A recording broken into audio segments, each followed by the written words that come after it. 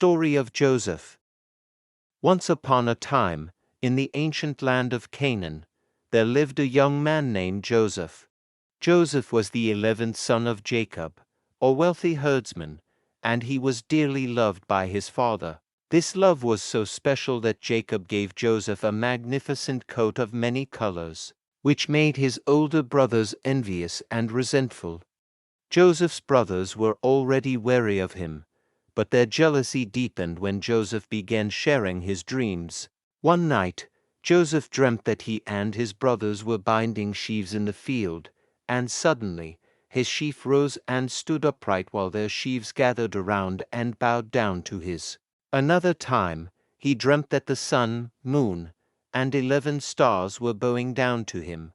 His brothers were furious, interpreting these dreams as Joseph's belief that he would rule over them, and their animosity grew. One day, when they were far from home tending their sheep, the brothers saw Joseph approaching and conspired against him.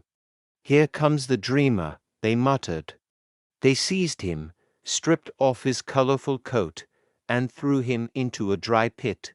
As they were deciding what to do next, a caravan of Ishmaelite traders passed by on their way to Egypt.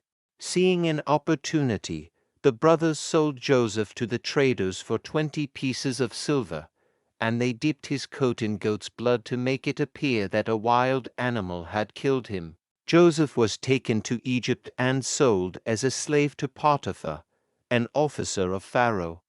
Despite these hardships, Joseph remained faithful and diligent. Through his wisdom and good character, he gained Potiphar's trust and was put in charge of his household.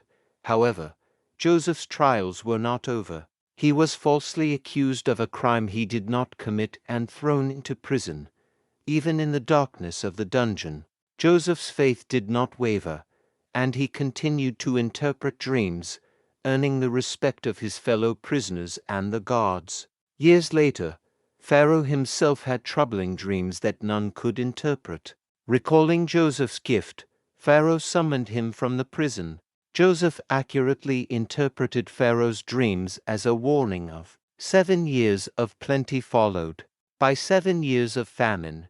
Impressed by his wisdom, Pharaoh appointed Joseph as his second in command, tasked with storing surplus grain to prepare for the coming famine.